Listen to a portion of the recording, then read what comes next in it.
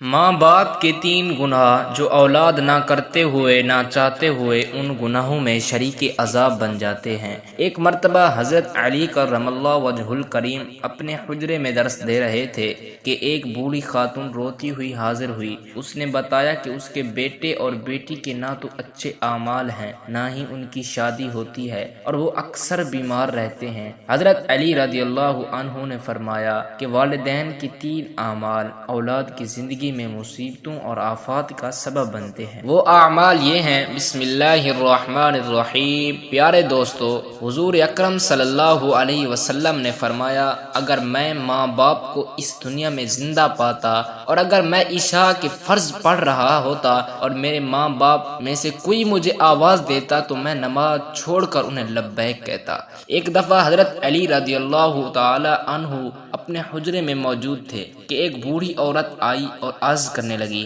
کہ اے امیر المومنین، میری دو اولادیں ہیں، ایک بیٹا اور دوسری بیٹی، وہ دونوں ہی نافرمان ہیں اور وہ دونوں اکثر بیمار رہتے ہیں۔ میری بیٹی کا رشتہ لینے کے لیے کوئی تیار نہیں اور بیٹے کو کوئی رشتہ دینے کے لیے تیار نہیں۔ میں ایسا کون سا عمل کروں جس سے ان کی زندگی میں برکت آئے اور وہ عمل انہیں نفع دے اور وہ میری نافرمانی بھی نہ کریں اور نیک بھی ہو جائیں؟ میں ایسا کون سا کام کروں کیونکہ وہ دونوں نافرمان ہیں، میرا کہنا نہیں مانتے، میرا بیٹا شراب اور دیگر گناہ بھی کرتا ہے اور وہ دونوں دین اسلام سے مطابقت نہیں رکھتے۔ اے امیر المومنین، مجھے کوئی ایسا عمل بتائیے جس سے وہ دونوں راہ راست پر آ جائیں، دونوں کے رشتے بھی ہو جائیں اور وہ فرما بردار بھی بن جائیں اور دونوں صحت مند بھی ہو جائیں۔ حضرت علی رضی اللہ تعالی عنہ نے اس عورت سے فرمایا کہ ماں باپ کے تین ایسے گناہ جن کی سزا اولاد کو بھی ملتی ہے، وہ تین عمل ایسے ہیں جس سے اولاد کا تعلق جڑ جاتا ہے۔ حضرت علی رضی اللہ تعالی عنہ نے فرمایا، اگر ماں باپ یہ عمل کرتے ہیں تو ان کے عملوں کی وجہ سے اولاد بھی اس جرم میں شریک کر دی جاتی ہے۔ اس خاتون نے پوچھا، وہ تین عمل کون سے ہیں؟ حضرت علی رضی اللہ تعالی عنہ نے فرمایا، وہ پانچ عمل یہ ہیں: نمبر ایک، جن اولاد کے ماں باپ سود کا کاروبار کرتے ہیں اور اس رزق میں سے ان کی اولادیں کھاتی ہوں، اور یہی گناہ ان کے ساتھ ساتھ ان کی اولادوں کو بھی لے ڈوبتا ہے، کیونکہ حدیث نبوی صلی اللہ علیہ وسلم نے فرمایا، سود لینے والا اور دینے والا دونوں جہنمی ہیں۔ یہ نہیں، یہ کام جس گھر میں ہوتا ہے وہ تو جہنم ہے، اس گھر سے خیر کی توقع کیسے کی جاتی ہے؟ اور پھر وہی ماں باپ اپنی اولادوں کا گلہ کس منہ سے کرے جب تم نے اپنی اولادوں کو خیر و برکت کا نوالا کھلایا ہی نہیں، اور ان کی طرف سے خیر کی توقع کیسے کر سکتے ہیں؟ اس لیے اس نامراد عمل کو چھوڑ کر اللہ تعالیٰ کی ذات کے آگے توبہ کر کے اس برے اعمال سے چھٹکارا حاصل کریں، کیونکہ اللہ تعالیٰ توبہ کرنے والوں کو پسند فرماتا ہے۔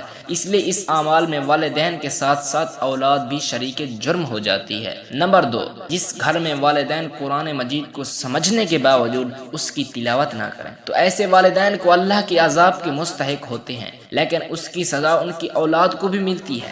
ایسے والدین کی اولاد نافرمان بے حیا ہو جاتی ہے۔ آپ اپنے گھروں میں دیکھیں کہ قرآن مجید جو کہ اللہ تعالیٰ کی آخری کتاب ہے اور حضرت محمد مصطفیٰ صلی اللہ علیہ وسلم پر نازل ہوئی، جو کہ قیامت تک کے مسلمانوں کے لیے ہدایت کا منبع ہے، لیکن افسوس کہ ہم صرف رمضان المبارک میں ہی قرآن مجید کو پڑھتے ہیں، یا پھر جب کوئی فوت ہو جائے ان کی ایصال ثواب کے لیے قرآن پاک کی چند لمحات تلاوت کرتے ہیں۔ قرآن مجید ہمارے گھروں میں موجود ہوتا ہے اور اس پر دھول جم جاتی ہے، مگر ہم اسے کھول کر پڑھنے کی کوشش نہیں کرتے۔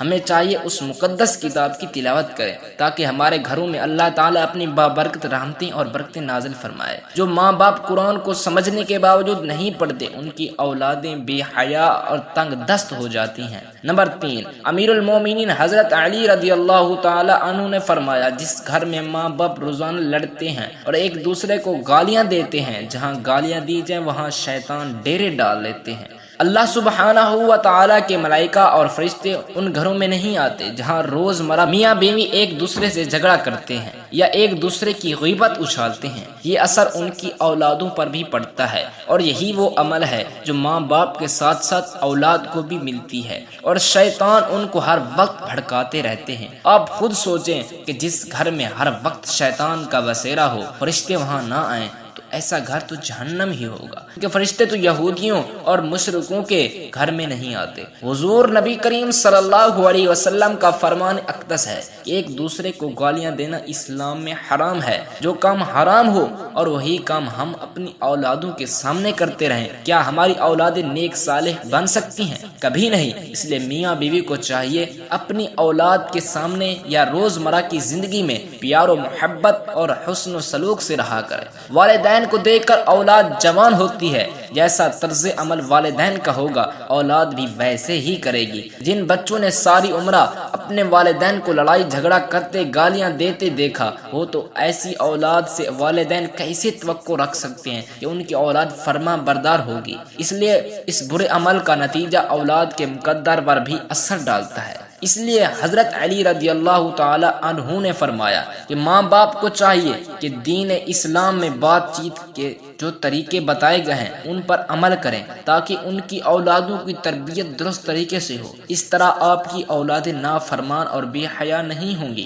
اپنے گھروں میں نیکی کی باتیں پھیلائیں، اپنی اولادوں کو نیکی کا درس دیں۔ اپنی بیٹیوں کو حضرت فاطمہ الزہرا رضی اللہ تعالی عنہا اور حضرت عائشہ صدیقہ رضی اللہ تعالی عنہا کے واقعات بتایا کریں، ان کے طرز زندگی کے متعلق بتایا کریں تاکہ ہماری بیٹیاں با حیا اور پردہ دار ہوں۔ دعا کرتے ہیں میرے تمام مسلمان بھائیوں کے بچوں کو اللہ پاک ہر مصیبت سے خلاصی عطا فرمائے اور ان کو نیک کام کرنے کی توفیق عطا فرمائے، آمین ثم آمین۔ اگر آپ کو ویڈیو اچھی لگی ہے تو اس کو لائک کریں، شیئر کریں تاکہ اس میں دیندار بھائیوں کا فائدہ ہو، اور چینل کو بھی سبسکرائب کرنا مت بھولیں کیونکہ ہر نئی ویڈیو آپ تک ضرور پہنچے گی۔ دیجیے اجازت، اللہ حافظ۔